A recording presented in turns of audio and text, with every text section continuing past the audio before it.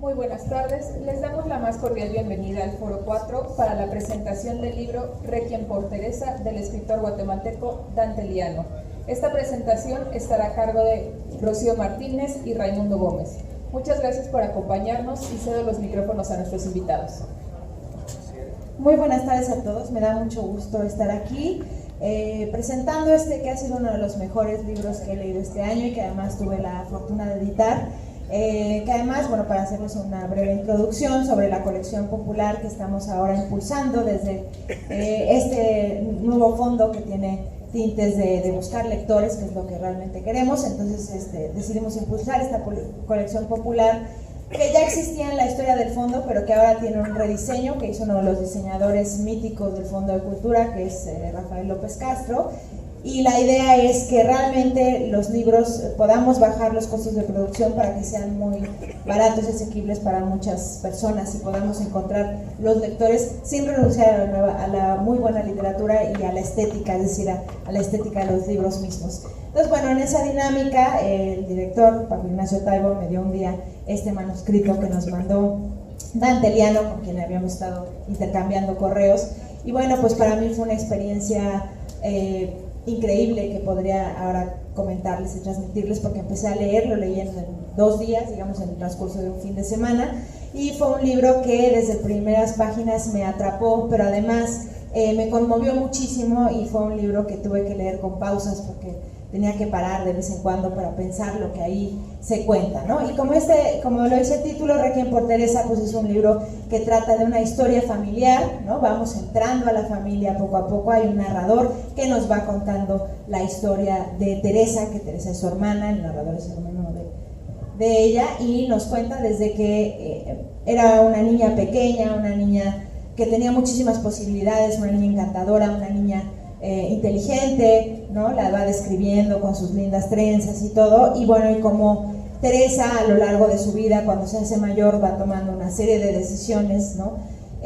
Impulsada por un contexto machista que sucede en la Guatemala, que retrata Dante de una manera magistral, pero que podría suceder en cualquier otra parte de América Latina, incluido nuestro país, que son estas historias de violencia intrafamiliar, que son estas historias donde las mujeres se van encontrando solas y van cada vez hacia peor, ¿no? Esa es la degradación de un personaje, ¿no? Entonces, todo transcurre en una tarde de copas, ¿no?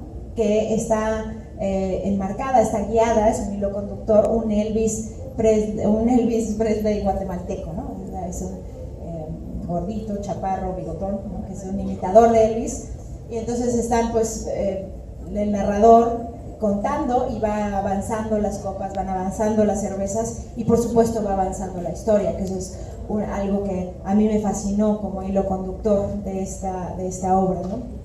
Entonces, por supuesto, creo que en este libro se va pensando esas historias horribles que viven las mujeres. En este caso, pues se encuentra con un mal hombre, ¿no? Que eso puede transformar la vida de una persona, y entonces ese hombre un día la golpea brutalmente. Esto no es spoiler, más o menos les voy contando eso.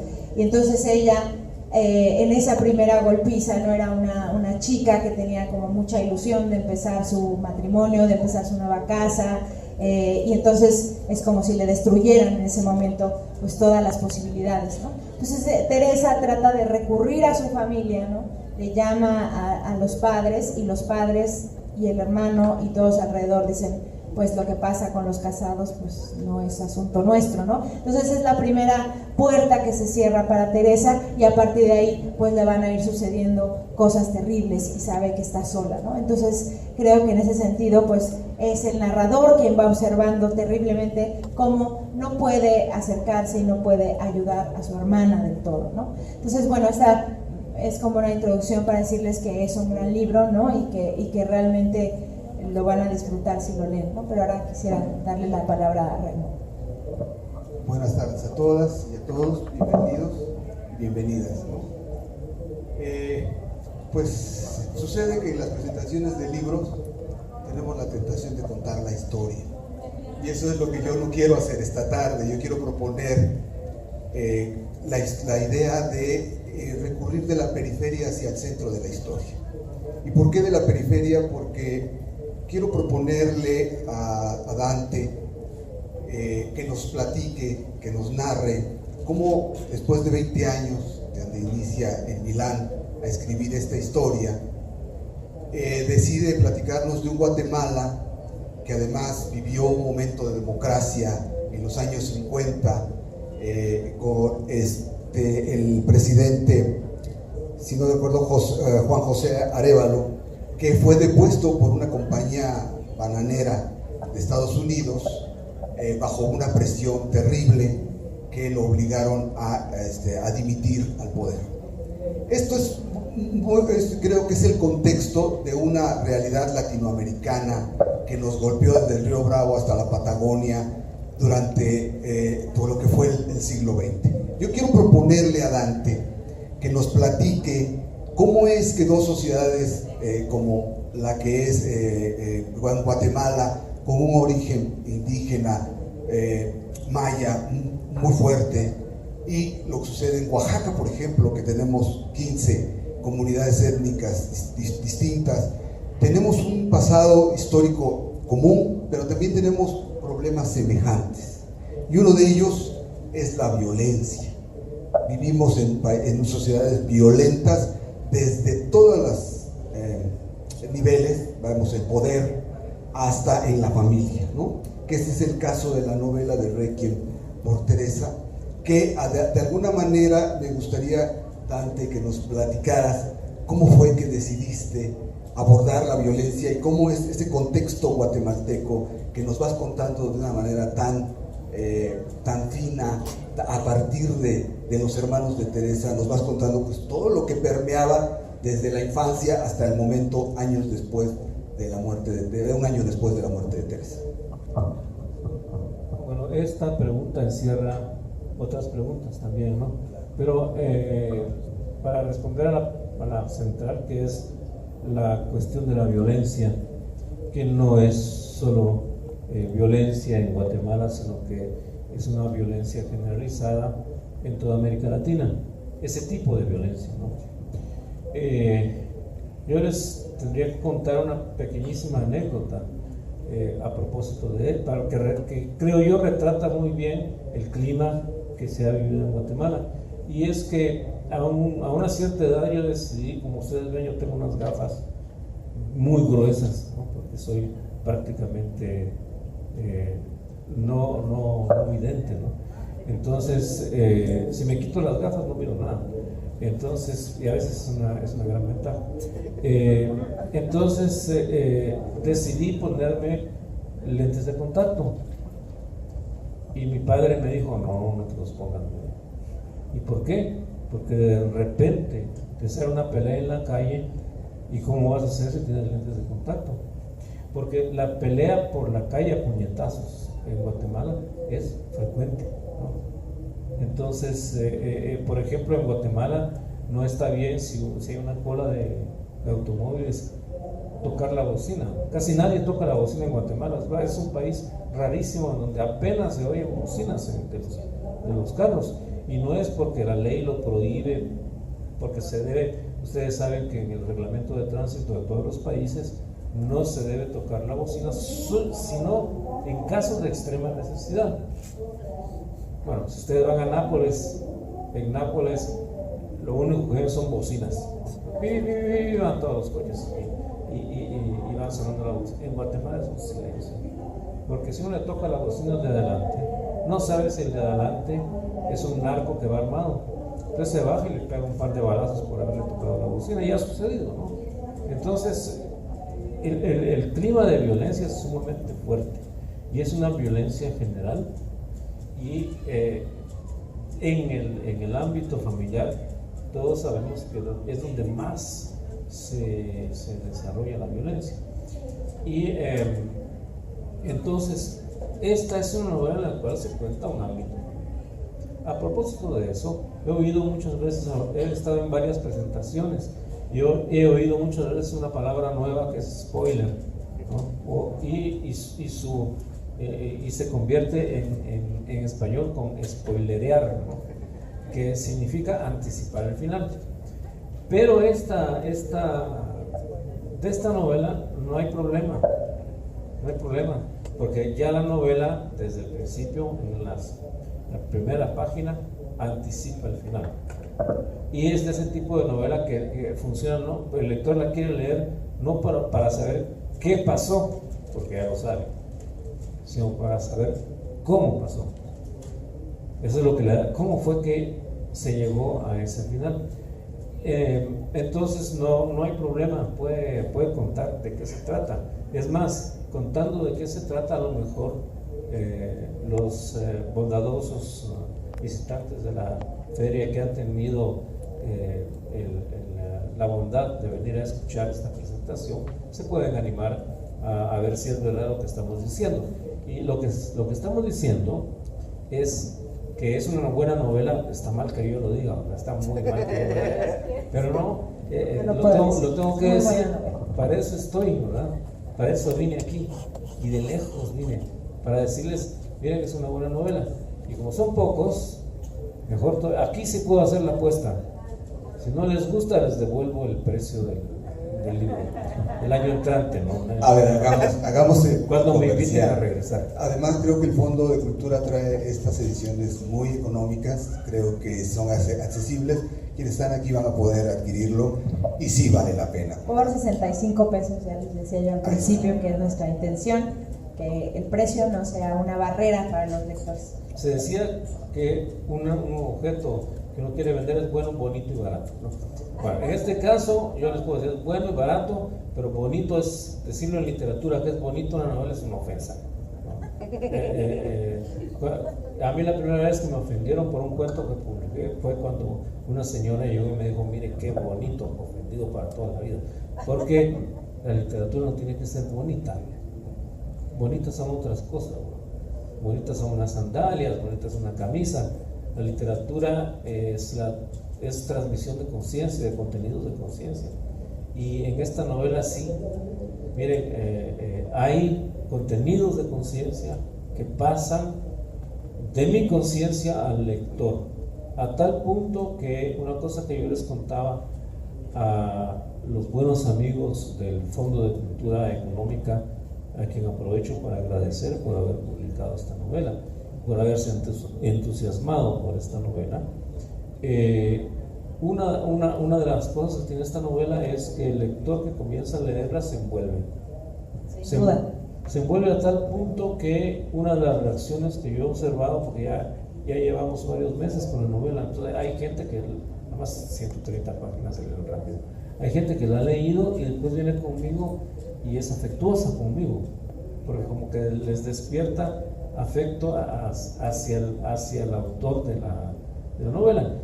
Y en realidad, bueno, es un buen resultado, ¿no? Ya comencemos por eso. Pero creo que hay más que eso. Hay una transmisión de un contenido de conciencia que es bastante fuerte y que hace que a mí me han dicho, quienes la han leído, he pensado en mí mismo, y sobre todo las mujeres me han dicho, he pensado en mí misma, he pensado en mi familia. Yo creía que uno cree siempre que lo que le pasa a uno le pasa solo a uno. Cuando lo cuenta, la gente dice, no, eso también me ha pasado a mí. Y en este caso, en esta novela, hay una fuerte dosis de identificación entre quien la ha escrito y quién la lee. Dante, yo quiero aprovechar porque creo que hay a lo largo de la novela dos palabras que me estuvieron recurrentemente volviendo, que es el odio y la cobardía. Hay mucho de odio en algunos personajes y hay también en otros cobardía en determinados momentos para enfrentar la realidad que se les presenta, ¿no? Y por otro lado también vi como un espejo cómo se refleja a las sociedades patriarcales, al machismo, cómo ser hombre es necesariamente liarse a golpes en la calle, ir gritando la hombría, como si la violencia fuera necesaria para reafirmarse en el ser masculino. Y por el otro presentas un espejo femenino femenino, una manera, no un espejo, sino una reflexión desde lo masculino hacia lo que representa la violencia para la mujer. Y a mí me gusta esa idea de cómo reflexionar respecto a lo que la violencia genera desde el género. ¿Tú cómo lo ves? Es una pregunta muy difícil. La violencia ya sabemos que se basa y se mueve en el territorio del odio, ¿no? Y genera odio, más odio todavía. Entonces, pero también ¿cómo reacciona uno? Si reacciona a la violencia con la violencia, entonces está multiplicando el modelo. Y muchas veces uno tiene miedo, muchísimas veces uno tiene miedo en estas sociedades, porque siempre hay alguien más fuerte que uno, y siempre hay uno que le va a poder pegar a uno, y entonces uno siente miedo. Y en mi caso personal, ¿verdad?, yo puedo afirmar con certeza y con seguridad que soy muy cobarde. Entonces, eso de pegarme con otra gente me da miedo, ¿no? O que me amenacen, que me han amenazado por la situación que vive Guatemala y por las posiciones políticas que ha tomado. Pues si me amenazan, me da un gran miedo. Y mis amigos han sido perseguidos, han sido secuestrados, han sido desaparecidos. Y yo me considero cobarde, pero lo que pasa es que esa es una categoría un poco rara, porque hay un momento en el cual uno hace lo que tiene que hacer, aunque tenga mucho miedo. Es el caso de cuando un escuadrón de la muerte había rodeado a un amigo mío y estaba por llevárselo. El pobre en su desesperación me llamó por teléfono y me dijo: me tienen rodeado, ayúdame. ¿Y qué hice yo? Me fui, no pensé. Claro que fui con miedo, pero no pensé que lo que tenía que hacer era ayudar a mi amigo. Afortunadamente se salvó y se logró asilar a la embajada de Costa Rica. Y durante todo ese tiempo yo actué en una forma que, viéndola desde ahora, yo podría jactarme de ser valiente. En cambio, no me puedo jactar porque durante todo ese tiempo yo tenía un gran miedo.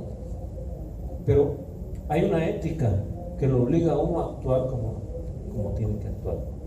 Entonces, pero en el caso de que estamos hablando de un narrador en la novela que cuenta, que habla, un narrador que está hablando de una mujer que es objeto de violencia. Ustedes saben que es un porcentaje muy alto de mujeres que sufren violencia dentro del hogar por parte de sus compañeros.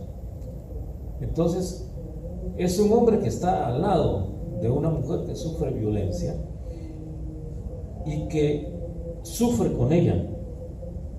No se alegra de que esta mujer, que es su hermana, sufra esa violencia. Sufre con ella y el relato nace de eso, nace del sufrimiento de un hombre por la violencia que está sufriendo la mujer. Y ustedes piensen en la cantidad de hombres que hay en toda América Latina que son hermanos, que son padres de mujeres que sufren violencia, que no pueden hacer nada para salvarlas, porque la violencia es sistémica, a menos que salgan y maten pero entonces ¿qué se va a resolver con eso? Y entonces sufren al lado de ellas. Quiero decir que no hay una línea que separa hombres de mujeres. Puede ser que haya hombres que están solidariamente sufriendo, pero que están tan atrapados dentro del sistema como las mujeres mismas. Y eso es una de las reflexiones que tiene esta novela. Cómo sangra el corazón de este tipo, ¿no? Que si ustedes lo van leyendo, el tipo sufre mucho por eso. Y se declara como yo me he declarado hace poco, se declara cobarde porque no logró hacer nada para impedir que Teresa tuviera Pero la acompaña el llanto de Teresa, esa Teresa que va llorando cuando sale con el padre, esa Teresa que llora hasta ahogarse y el llanto de Teresa que está hasta el final. ¿Cómo es posible enmarcar en una novela tantas formas de llorar? Miren, una de las magias de escribir literatura, uno no escribiría literatura si no tuviera sus magias, no tuviera su encanto escribir literatura, porque hay 1000 maneras de divertirse, 1000 maneras de engañarse, 1000 maneras de... Pero una de las magias que tiene la literatura es poder ponerse en la piel de otro. Es casi una transustanciación. Si ustedes leen la novela van a encontrar que el narrador en muchos momentos se pone en lugar de Teresa. Por ejemplo, la primera vez que el marido le pega a Teresa. Imaginen ustedes lo que significa para hablo a muchas mujeres, ¿verdad? Pero lo que significa para una mujer casarse con toda la ilusión, ¿no? Toda la idea del príncipe azul, ¿no? Eso que tanto daño ha causado, ¿no? Porque a los hombres, a las mujeres les enseñan a ser princesas, que se van a casar con el príncipe azul. A los hombres no les enseñan a ser príncipes. No, ni peor que sapo, ¿no? Para ser verdaderamente macho, ¿no? Hay que ser macho, es decir, es un término animal. Entonces, para una mujer que se casa con todo es la primera vez que el hombre le pega. Ese hombre del cual estaba enamorada, que le ilusionó, ¿no? Con una vida, con la leyenda que se forma del amor y todas las cosas. La primera vez que ese hombre le pega. Y entonces hay un esfuerzo y el escritor lucha por eso, ¿no? Por ponerse en el lugar de... ese episodio está escrito desde el punto de vista de Teresa. Mi mamá creyó durante un cierto tiempo que yo me estaba volviendo loco cuando escribía cuentos, porque cuando yo estaba escribiendo los cuentos me ponía en el papel de la gente y comenzaba a hablar solo. Y como mi casa era chiquita, casa de gente no rica, ¿no? Cada quien tenía su habitación. Entonces yo estaba a la vista de todos y yo me ponía como loco, ¿no? Porque estaba haciendo el papel de uno de los personajes. Y mi mamá me miraba así, como, sí, mijo, ¿estás bien? ¿No? Y estaba simplemente haciendo uno de los momentos mágicos de la literatura, que es actuar como si interesa un esfuerzo máximo de sentir el momento en el cual ella recibe los primeros golpes y dice: me va a salvar mi familia. Sí, justo en esto que estás describiendo sobre la empatía, ¿no? Lo que tú vas creando como escritor, y esa empatía que además el narrador logra fundir conciencias con Teresa, creo que es lo mismo que vamos viviendo los lectores, ¿no? O sea, en el momento en que abrimos las páginas de Requiem por Teresa, nos vamos poniendo en la piel de los personajes. Justamente en esa identificación que decías, por ejemplo, cuando yo lo leí, Teresa me resultó absolutamente entrañable por la cuestión de género y quizá por ver todos los sufrimientos que va pasando, pero también tuve una cierta empatía con ese narrador, justo ese narrador cobarde que no logra tomar las decisiones y que de alguna manera va justo repensando esas masculinidades donde le exigen a él mantenerse al margen y sin embargo él sufrir tanto, ¿no? Obviamente no tanto como estar puertas adentro como Teresa, ¿no? Que Teresa va viviendo pues todas las cosas, esa primera golpiza que fue el preámbulo de muchas otras, la maternidad, o sea, muchas cosas que le van ocurriendo a Teresa, cual más terrible que otras, y justo esa identificación o esa magia literaria no solo es para Teresa, sino también para otros de los personajes, entre ellos pues el narrador, ¿no? En este narrador que termina declarándose un cobarde, ¿no? Entonces, igual en esa lectura pues hay esa identificación con más de un personaje. Bueno, yo quería poco pensaba cómo es que podemos hacer los retratos de una sociedad, cómo es que de alguna manera tenemos que distanciarnos del espacio donde vivimos, ya sea físico o de la manera mental, cuando el escritor está en su propio ambiente, ¿no? Para hacerlo, un poco para ver a distancia lo que uno va a narrar, ¿no? Esa distancia mental, porque de alguna manera me surgen muchas asociaciones. Pienso rápido, hace 150 años aproximadamente vino una duquesa acompañando a Maximiliano a México, ¿no? Paula Kolowitz, y ella narra cómo es el mexicano. Visto por otros ojos, uno de repente descubre que el mexicano de esa época, de hace 150 años, no era capaz de verse a sí mismo de la misma manera en que nos veían, o lo hizo también Humboldt. ¿Cómo hacer para tú como escritor en Guatemala describir esa violencia cruda que se da a todos los niveles cuando el Estado decide, ¿no? Imponer su voluntad sobre la voluntad del pueblo? ¿Cómo hacer para a partir de algo aparentemente tan pequeño como puede ser el suicidio, que es muy común ahora en el mundo que las personas se suiciden? Digo, las cifras cada vez van creciendo más y nos pareciera que es como algo normal cuando no lo debe ser, ¿no? Y partir de eso para contar la historia de un pueblo. Bueno, lo que has tocado es la esencia de la literatura. La literatura es distanciamiento espacial y temporal. Es un poco, bueno, miren, hace unos días hicimos una presentación igual, no es igual, ¿verdad? Salió diferente hoy. En el Zócalo, en la Feria del Libro del Zócalo, y nos tomaron vídeo. Sabiamente Rocío no lo ha visto. En cambio yo me puse a verlo por narcisismo, para ver. Y uno dice, ay, pero qué feo que soy, que eso le pasa a uno, ¿no? Qué mal que sale. A veces en las cámaras que hay de vigilancia en el supermercado, uno mira la cámara y dice, ¿quién será ese pelón que está ahí? ¿No? Uy, qué viejo más gordo, y de repente soy yo, porque la cámara me distancia de la imagen que yo tengo de mí, que siempre es favor, gracias a Dios, por salud mental, siempre la imagen mía de mí mismo es positiva, ¿no?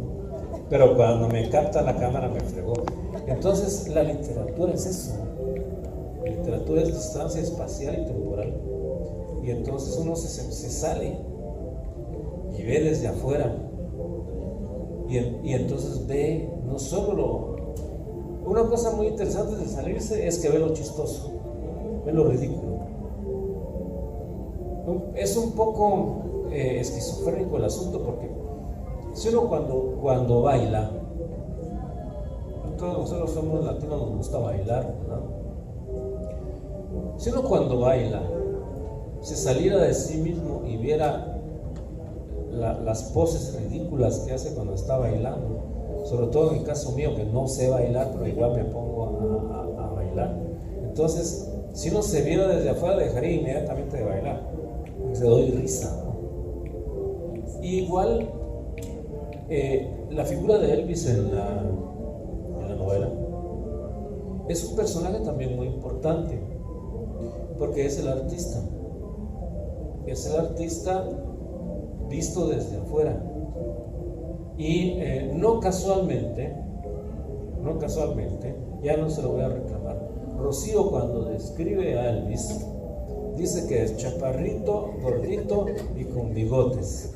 O sea, soy yo, ¿no? Pero en Oaxaca dicen que los oaxaqueños somos chaparros, cabezones y panzones. Y panzón también. Y en realidad Rocío en la novela Elvis no tiene bigotes. Entonces es que ya me quiere ofender. Ya le transfirió el personaje de Elvis al autor. No, pero en realidad, siendo el retrato del artista en decadencia, el retrato del artista que ya no la hizo, porque porque... Pero en ese concierto Elvis estaba en decadencia, ya se le notaban las pastillas y todas las cosas. El Elvis de Las Vegas estaba en decadencia después de haber triunfado. El Elvis Chapín, el Elvis de Guatemala, está en decadencia desde siempre. Nunca triunfó. Y entonces está en la decadencia. Y es el terror de toda persona que se dedica al arte. Sea pintor, sea músico, sea escritor, el terror es ese, ¿no? De que cuando le dicen, tu novela me gustó muchísimo, sea una piadosa mentira de los amigos para que uno se sienta mal, ¿no? Yo recuerdo que yo metí una metida de pata fenomenal con Tito Monterroso, porque le comenté la novela sobre Eduardo Torres, ¿cómo se llama? Examen de literatura hispanoamericana contemporánea. ¿Cómo se llama?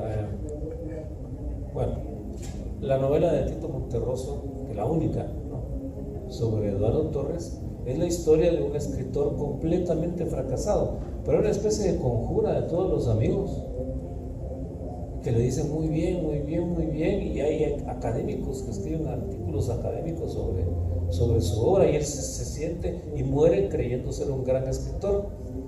Y en realidad Tito nos muestra con esa ironía sangrienta de Tito que era lo peor, ¿no? Entonces yo le dije a Tito, Tito, esa novela es un exorcismo, ¿no? Es el miedo del escritor de fracasar. Tito me miró y solo me dijo así. No me dijo más. Y yo dije, ya metí la pata con Tito Monterroso. Pero es eso, ¿no? En realidad, pintar a este Elvis Chapín, que es el fracaso del fracaso del fracaso, pero él ya se dio cuenta. Y entonces se ríe y hace payasadas. Habla un inglés que es un inglés como el mío. Ahí sí me parezco perfectamente con el inglés. The people of Guatemala, ¿no? This is Elvis from Guatemala. Habla así, porque yo hablo así el inglés, pero él habla así y todo el mundo se ríe porque está hablando en inglés pésimamente. Y se dice groserías, le gritan groserías. De repente él saca no sé dónde, ha hecho unas playeras con su foto, y en la foto dice Elvis of Guatemala. En ese momento que se crea la empatía entre el público gacho y Elvis gacho, él comienza a tirar las playeras de Elvis y la gente se arrebata. Yo recuerdo que yo logré en uno de los shows de Elvis, porque existió. ¿Existe el Elvis Chapín? Sí, claro. Yo me logré pescar, en la euforia me logré pescar una gorrita, porque también tiraba gorritas. Y estaba la foto de él, decía Elvis de Guatemala. Y cuando llegué a casa dije yo, quiero ver esta gorrita. Era el momento mágico de la relación entre el público y el artista, ¿no? Entonces, en la novela se ríe uno. Y esa risa es una especie, me da el ritmo para poder entrarle a la tragedia de Teresa. Y tú ves que no solo en Guatemala, en el mundo, con toda esta visibilización de la violencia, con el hecho de ponderar o de darle el lugar que merece el género femenino, el reconocimiento, la violencia pueda ser abatible, pueda ser combatida también a partir de la literatura. Dos cosas. Uno, cuando yo escribí la novela hace 20 años, la cuestión del feminismo ni se hablaba de ella, ni se hablaba.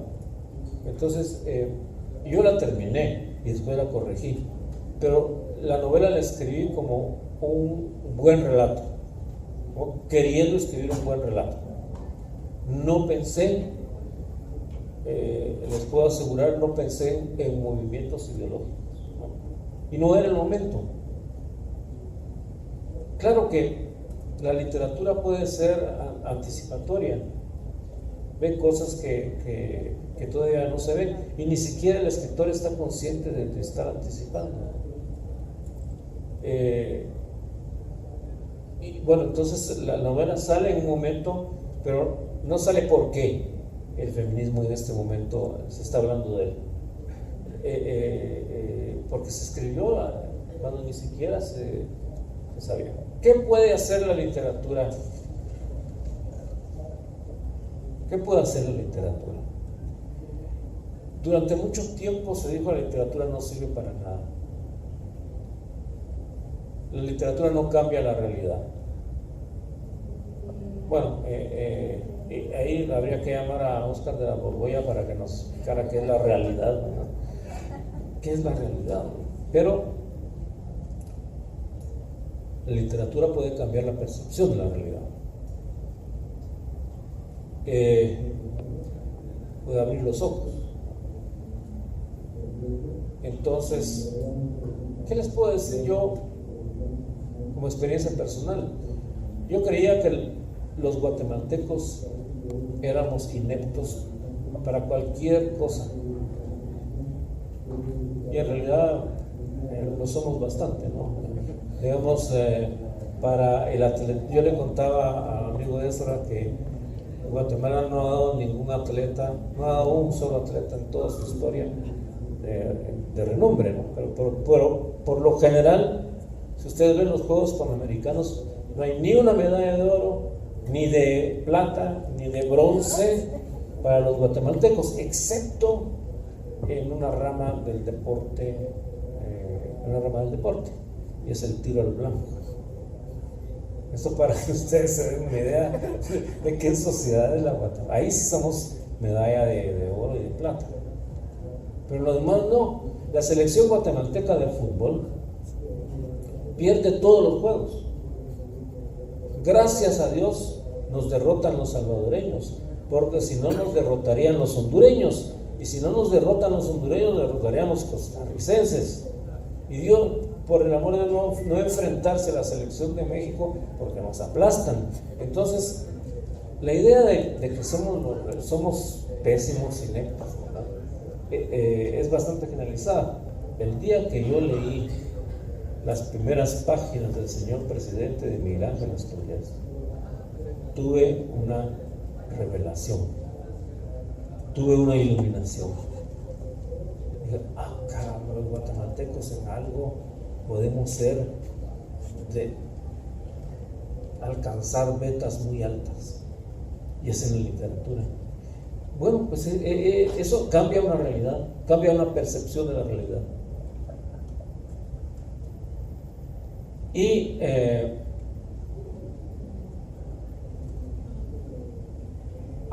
regresando a Requiem por Teresa. Sí, una de las ambiciones de esta escritura es cambiar la percepción de la realidad respecto de la relación hombre-mujer.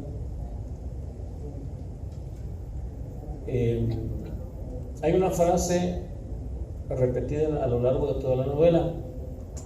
A lo largo de toda la novela, el que está contando dice, de repente se detiene, hace una pausa y dice: así es, mi querida doña Martita. Doña Martita. Y todo el mundo me ha preguntado, ¿quién es doña Martita? Naturalmente yo sé quién es doña Martita, yo sé de dónde viene esa frase. Y estaba a punto de explicarla, de contar de dónde viene ese leitmotiv, cuando alguien me dijo: yo sé quién es doña Martita. ¿Y quién es doña Martita? Es el público que está leyendo. Basta, no lo explico más, ni bajo tortura voy a explicar yo quién es doña Martita. Y voy a repetir una cosa que he dicho en otras oportunidades, es una frase de Bertolt Brecht. Yo quisiera, como Bertolt Brecht lo enuncia, que al leer el Requiem por Teresa, el lector dijera: así es. y después de decir así es, hiciera una pausa como yo le estoy haciendo en este momento, y después dijera, pero no debe ser así. Y sean hombres que mujeres, pero sobre todo las mujeres, sintieran la necesidad de cambiar situaciones como las que se dan en Requiem por Teresa. Yo estoy profundamente convencido que las revoluciones, ciertamente son revoluciones materiales, ¿no? Como Marx bien lo explicó y Lenin lo explicó. Pero las revoluciones, si no son revoluciones culturales, si no son revoluciones que tocan lo profundo de nuestras convicciones, incluso automáticas, no cambian nada. Y en este caso hay una necesidad enorme, de hacer una revolución que sea cultural en el campo de las relaciones, si queremos seguir adelante, ¿no? en la humanidad. Y la literatura puede servir, lo digo incluso humildemente, puede servir para dar estas iluminaciones y decir, esto es así, pero no debe ser así. Y de ahí se podrá hacer. Ya te digo yo y les digo a todos que este es un gran libro, o sea, no es por quedar bien con él, porque no te conocía cuando lo leí. Ya quedaste mal. Ya quedé mal, le dije que era el bigotón. Pero bueno, me gustaría ver si el público quiere participar, porque tenemos poco tiempo, si alguien quiere hacer alguna pregunta.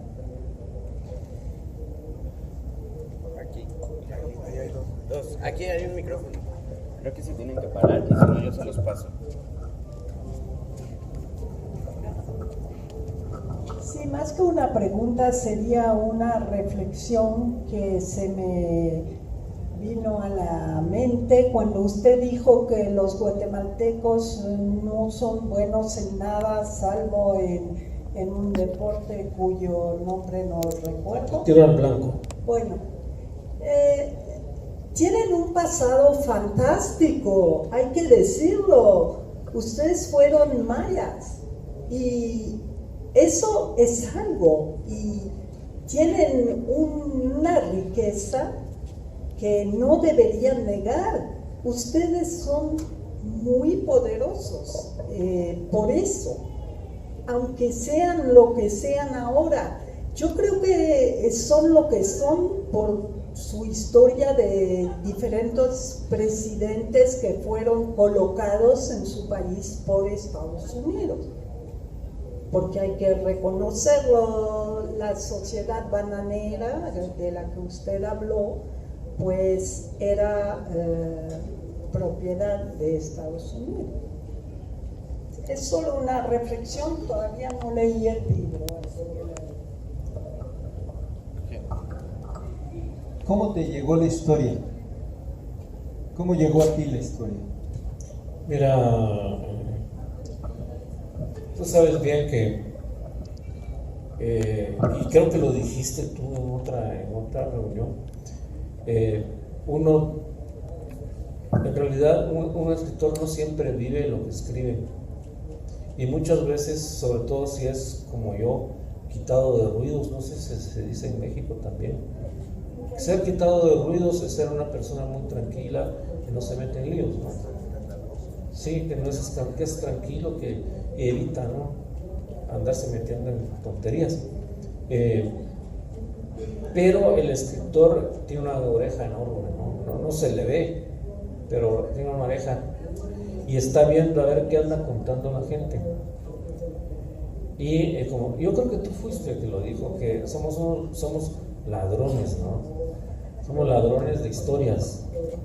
Lo que la gente va contando, hay gente que viene con uno y le dice, tengo una historia que vas a escribir una novela, te la cuenta y no, esto no sirve. En cambio, hay gente que cuenta así por una charla, porque están borrachos y todo, y uno dice, aquí está esta, ¿no? Y esta me la robo y esta es mía. Entonces, esta historia me llega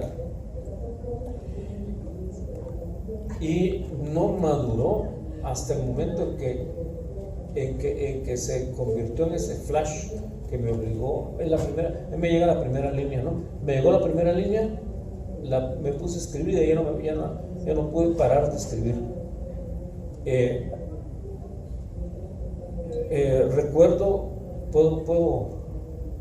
Recuerdo que yo en esa época viajaba mucho por necesidad de trabajo.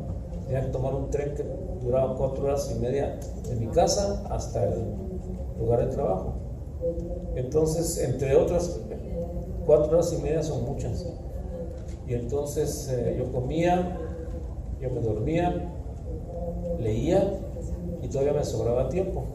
Entonces el tiempo que me sobraba lo utilizaba oyendo música. Y mis amigos me regalaron un Walkman. Y entonces yo me compré el cassette de Elvis Presley en Las Vegas y me lo iba oyendo. Entonces mientras escribí, me reescribía. La música de Elvis me dio el ritmo para escribir también. Entonces a lo largo no sé de cuánto tiempo escribí esa novela. Pero digamos, de dónde me viene la historia son más o menos una colección de varias historias. Hay escritores, bueno, si ustedes tienen amigos escritores, tengan cuidado con lo que les cuentan, porque si no de repente se van a ver en letras de imprenta bajo nombre falso, pero se van a reconocer. Sí es así. Bien, volviendo a Asturias, hay un estudio muy importante de un autor norteamericano que es Jack Himmelblau, en donde dice nombre y apellido de todos los personajes del señor presidente de Asturias. Son todos reales, no importa. Fíjense ustedes, tantos años después, ¿qué me importa a mí quién era el licenciado fulanito de tal? No, me importa más el personaje. Pero evidentemente Asturias bebió de la historia. Yo le agradezco su comentario sobre, naturalmente, la gran cultura guatemalteca, ¿no? De la cual yo soy deudor. Quisiera ser un continuador, esa es mi aspiración. Usted piensa que en Guatemala, solo en la parte literaria, tenemos a Asturias, a Rigoberta Menchú, a Humberto Acabal, a Tito Monterroso, a Mario Montefuerte, a Luis Carlos de Aragón. Bueno, ya sería, pero yo no soy muy patriota, ese es mi problema. Entonces, sí veo, y además he sufrido la parte más negativa, porque lo que usted me ha dicho aquí, en Guatemala se niega. En Guatemala la palabra indio es una ofensa. Entonces, ese es el otro sector cultural con el cual hay que luchar para hacer un cambio cultural, que la palabra indio, o que no se use más, y que la mayor parte de la población guatemalteca, que es maya, sea dueña del país. Pero es otra revolución,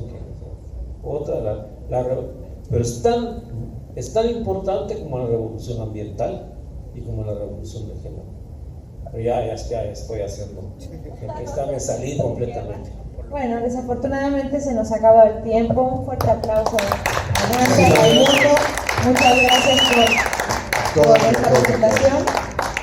Y por supuesto, ahora tengo que hacer el comercial. Los invitamos a comprar el libro, cuesta 65 pesos y es realmente una joya literaria. Dante aprovechamos nuestro autor que viene de visita, va a estar ahí firmando si alguien quiere comprarlo. Y muchas gracias. Gracias.